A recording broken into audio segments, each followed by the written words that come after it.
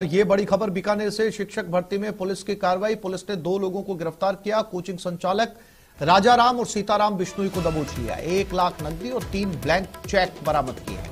फर्जी पेपर बनाकर युवाओं से ठगी कर रहे थे। मैट्रिक्स इंस्टीट्यूट से गिरफ्तार किया। 2021 में भी राजाराम की गिरफ्तारी हो चुकी है। मुस्तैदी काम आई। 2 लोगों को पुलिस ने गिरफ्तार किया है।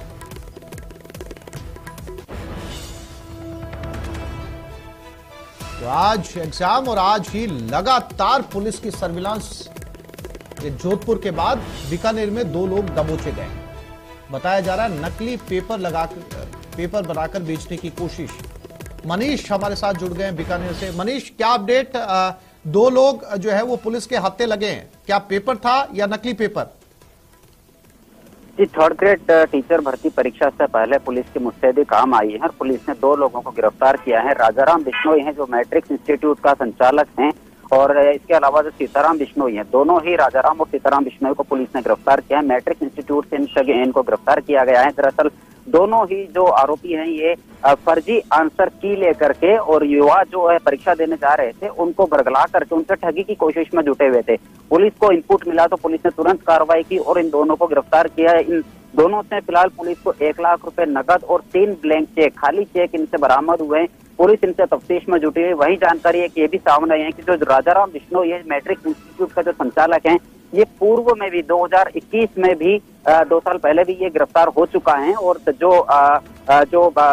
सब इंस्पेक्टर की भर्ती परीक्षा थी बीएसएफ की, सीआरपीएफ की, उस परीक्षा को लेकर के भी इसको गिरफ्तार किया गया था। दरअसल इसका काम ही यही था कि जो परीक्षा होती थी उससे पहले ये युवाओं को बरगलाता था और फर्जी आंसर की बनाता था। अब फर्जी आंसर की बना करके युवाओं को उसको बेचता था और पैसों में सौदा करके, और इस तरह से ये परीक्षा को पूरी तरह से धांधली करने की कोशिश किया करता था। उसी को लेकर के पुलिस की मुस्तैदी यहाँ पर पूरी तरह से देखने को मिली है। और नया शहर थाना पुलिस ने एसपी तेजस्विनी गौतम के निर्देश में कार्रवाई की।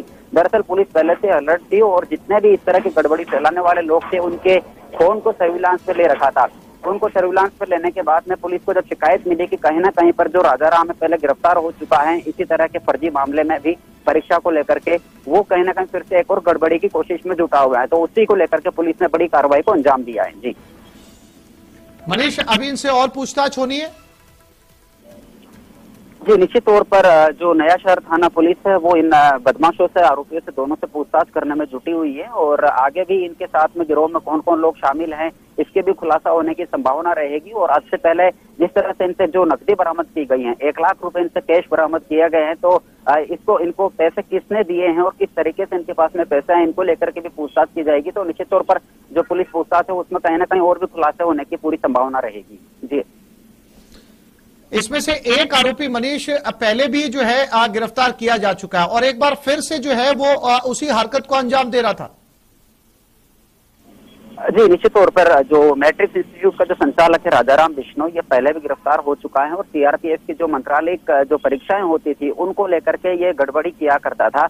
गड़बड़ी हालांकि पेपर लीक नहीं होते थे, लेकिन पेपर लीक नहीं होने के बाद में ये उन पेपर की जो आंसर की होती है फर्जी आंसर की बनाता था और फर्जी आंसर की बना करके इसको ये मार्केट में गिने चुने जो युवा थे जो इसके बरगलाने में, इसके झांसे में आ जाते थे, उनको ये बेचा करता था, पैसों में ये सौदा करता था। और सौदा होने के बाद में जो युवा हैं वो भी ठगाए हुए से ही महसूस करते थे क्योंकि वो आंसर की है वो पूरी तरह से फर्जी पाई जाती थी। इसी मामले को लेकर के भी पुलिस ने इसको दोबारा गिरफ्तार किया है और निश्चित तौर पर जो खुलासा होंगे उसमें और भी कई नाम सामने आ सकते हैं। बड़ी ये कामयाबी फिलहाल बीकानेर पुलिस को मिली है। जी, जानकारी के लिए मनीष आपका धन्यवाद।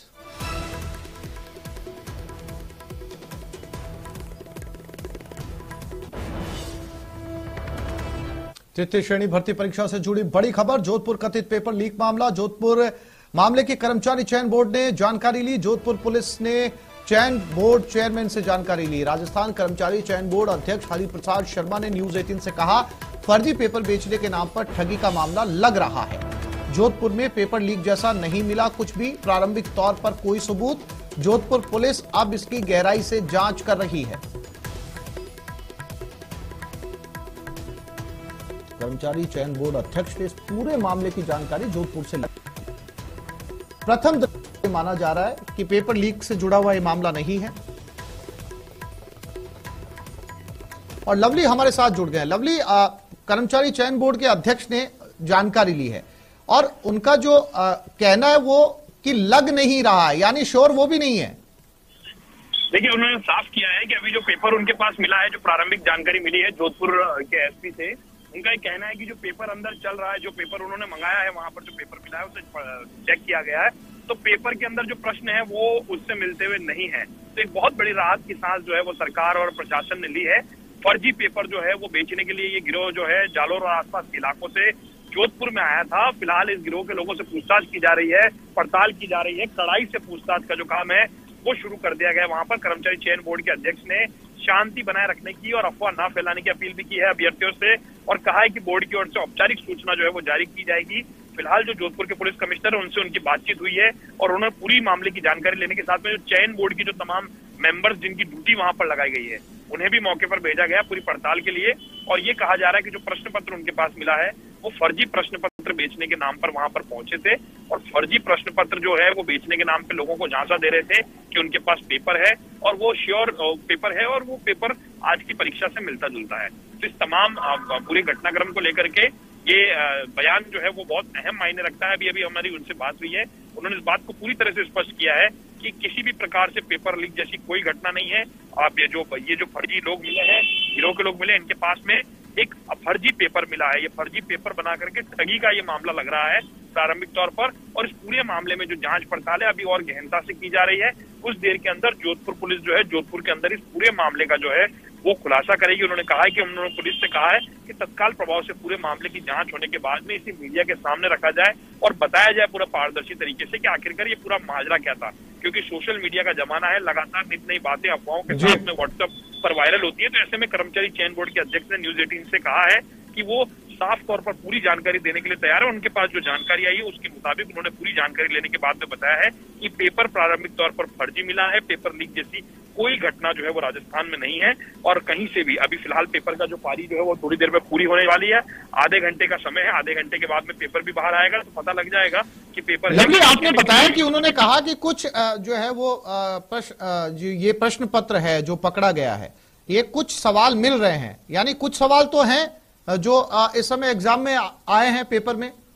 बिल्कुल, अभी उन्होंने ये इस बात को लेकर के केवल इतना ही कहा है कि जो प्रश्न पत्र उनके पास मिला है वो फर्जी है।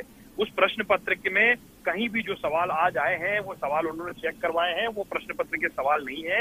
ये गिरोह ठगी का वाला गिरोह है। ये गिरोह जो है वहां पर ठगी के लिए अपने शिकार ढूंढ रहा था और वहां पर जो अभ्यर्थी हैं उन्हें, भोले भाले जो अभ्यर्थी हैं उन्हें फंसा करके ये पेपर बेचने की तैयारी थी और ये पूरी तरीके से फर्जी पेपर जो है वो तैयार किया गया इस गिरोह के द्वारा। अभी पूछताछ की जा रही है। औपचारिक जो ऐलान है वो जोधपुर की पुलिस करेगी, लेकिन कर्मचारी चयन बोर्ड की ओर से एक बार फिर से स्पष्ट किया गया है कि फर्जी पेपर और ठगी का मामला जो है वो जोधपुर में मिला है और किसी भी प्रकार से पेपर लीक जैसी कोई घटना जो है वो पूरे राजस्थान के उनके पास में नहीं आई है कहीं से। जी, जानकारी के लिए लवली आपका धन्यवाद।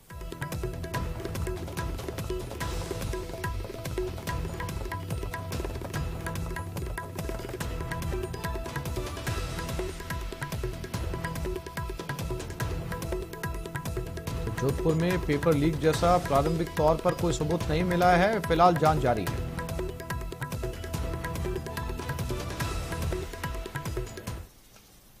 और जोधपुर